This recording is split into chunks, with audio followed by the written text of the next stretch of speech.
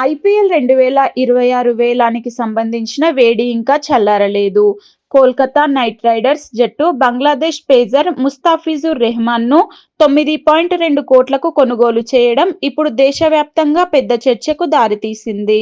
బంగ్లాదేశ్‌లో హిందువుల పట్ల జరుగుతున్న దాడుల నేపథ్యంలో ఆ దేశ ఆటగాడిని ఎలా తీసుకుంటారని అభిమానులు మండిపడుతున్నారు. ఈ నిర్ణయంపై రాజకీయ, మతపరమైన వర్గాల నుంచి తీవ్ర వ్యతిరేకత వస్తోంది. షారుఖ్ ఖాన్ యాజమాన్యంలోని కేకేఆర్ జట్టు తీసుకున్న ఈ నిర్ణయం ఇప్పుడు సోషల్ మీడియాలో పెద్ద దుమారం రేపుతోంది. దేశ ప్రజల మనోభావాలను దెబ్బతీసేలా ఈ చర్య ఉందని పలువురు వాపోతున్నారు. బీజేపీ నాయకుడు సంగీత్ సోమ్ ఈ విషయంపై తీవ్రంగా స్పందించారు. కేకేఆర్ సహా యాజమాన్య షారుఖ్ ఖాన్ను దేశద్రోహి అని తీవ్ర పదజాలంతో విమర్శించారు. పాకిస్తాన్ ఆటగాళ్లను నిషేధించినట్లే బంగ్లాదేశ్ ఆటగాళ్లను కూడా ఐపీఎల్ నుంచి తక్షణం బహిష్కరించాలని ఆయన డిమాండ్ చేశారు.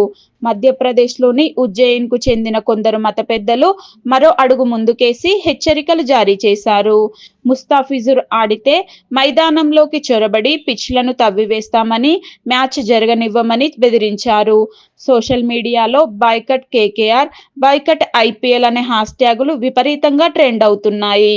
బంగ్లాదేశ్‌లో మైనారిటీలైన హిందువులపై జరుగుతున్న ఆకృత్యాలే ఈ ఆగ్రహానికి ప్రధాన కారణం. అక్కడ మన వారిని హింసిస్తుంటే ఆ దేశ క్రికెటర్లకు ఇక్కడ కోట్లు కుమ్మరించడం ఎంతవరకు న్యాయమని నెటిజన్లు ప్రశ్నిస్తున్నారు. గతంలో సరిహద్దు ఉద్రిక్తతల కారణంగా పాకిస్తాన్ ఆటగాళ్లను ఐపీఎల్‌కు దూరం పెట్టారు.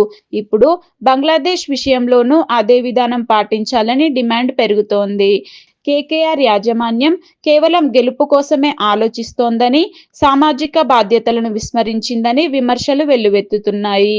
ఈ వివాదంపై కేకేఆర్ గానీ, ఐపీఎల్ నిర్వాహకులు గానీ ఇప్పటివరకు అధికారికంగా స్పందించలేదు. అయితే బీసీసీఐ వర్గాల సమాచారం ప్రకారం బంగ్లాదేశ్ ఆటగాళ్లపై ఎలాంటి ప్రభుత్వ నిషేధం లేదు. బంగ్లాదేశ్ మనకు శత్రుదేశం కాదని, వీసా నిబంధనలు కూడా మామూలుగానే ఉన్నాయని బోర్డు అధికారి ఒకరు తెలిపారు. ప్రభుత్వం నుంచి స్పష్టమైన ఆదేశాలు వస్తే తప్ప తాము ఆటగాడిని అడ్డుకోలేమని వారు అంటున్నారు.